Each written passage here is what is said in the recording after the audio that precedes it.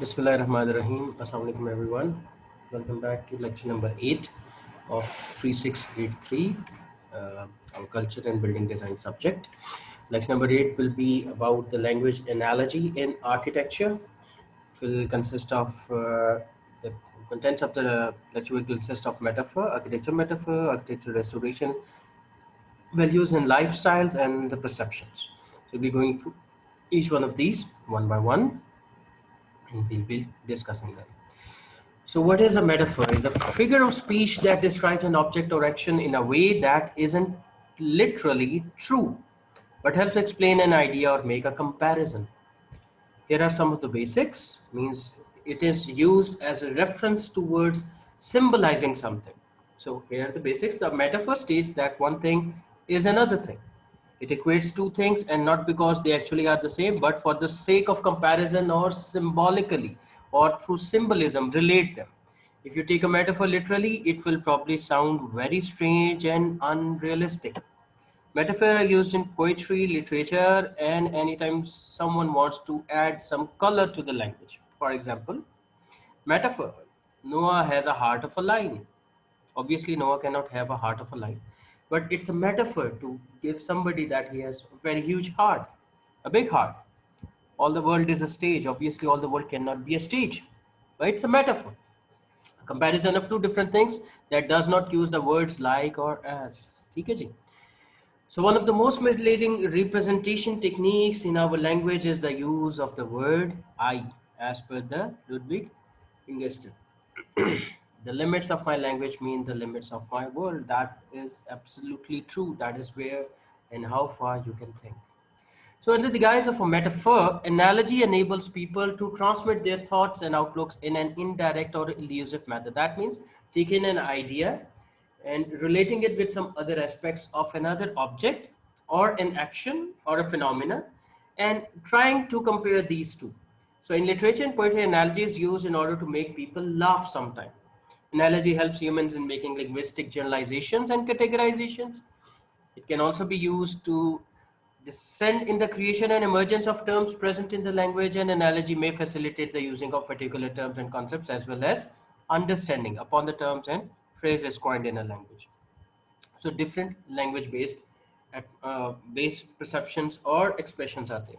So when we talk of metaphor as an architectural metaphor, is an architectural movement that developed in the Europe during the mid of the 20th century. It is considered by some to be merely an aspect of postmodernism, while others considered it to be a school in its own right and a later development of expressionist architecture, where a metaphor or an analogy has been used to express the ideas, the forms, and the characterizations. The style is characterized by the use of analogy and metaphor as the primary inspiration directive for design. Here is one example, G, where somebody, it's a palm mosque at the King Saud University in Riyadh by Basil al-Bayati, based upon the form of a palm tree. All right. Then we have got the Lotus Temple in New Delhi by Fariborz Sahaba, based on the lotus flower. So it's an analogy. Obviously, a temple cannot be in the form of a lotus flower, but it has taken a kind of an inspiration from the same one. Here's the TWA Flight Center building in New York City by Euroseranin, inspired by the form of a bird's wing. And you can have the Sydney Opera House, the one and the only in the world in Australia, by John Hudson, right from the sails of the ships in the harbor.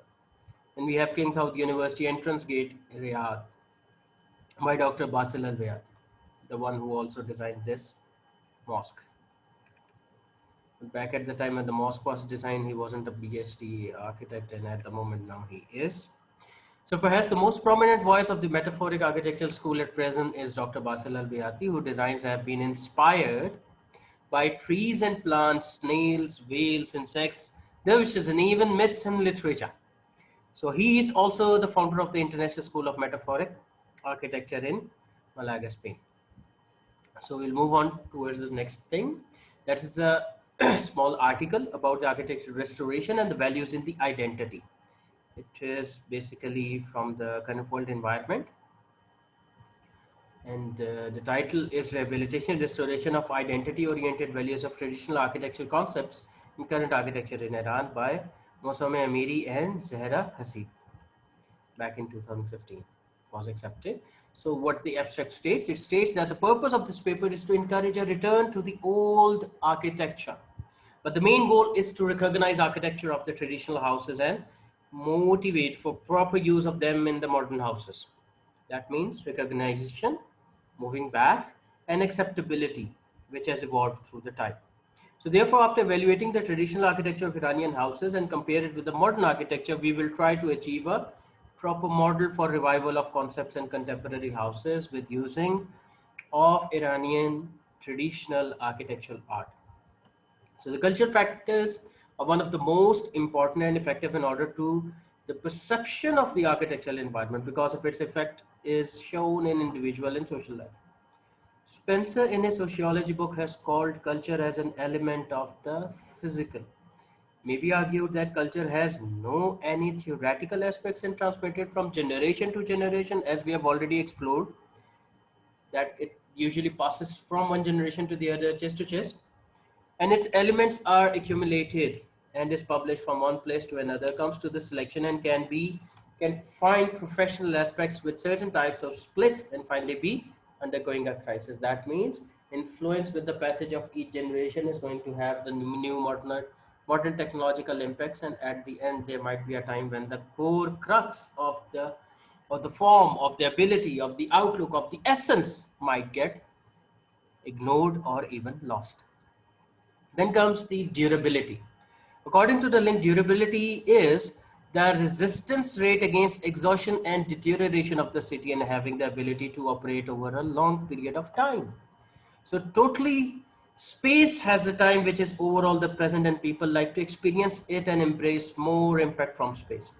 Durability is a kind of historical continuity and following cultural continuity. That means those identical elements, those identical aspects, those expressions of the built form, they are going to continue from one time to the other to the next and the next and the next, and until it is durable, it is going to retain itself.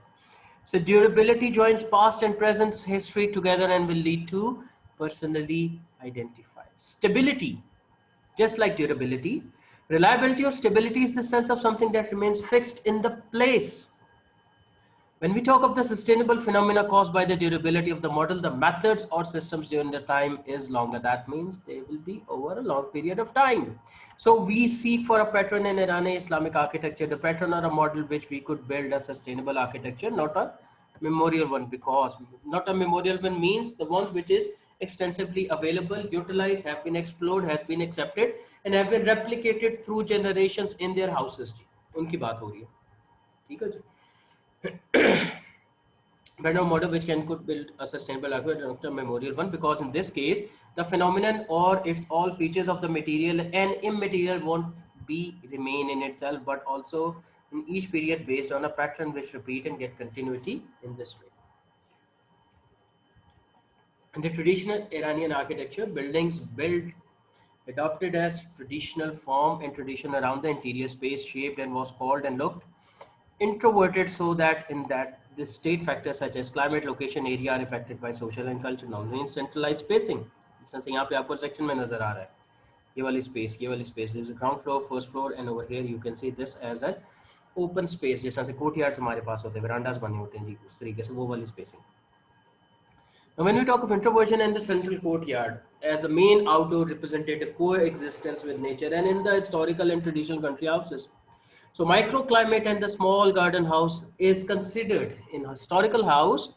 Yacht was built at the center and played important act like a heart.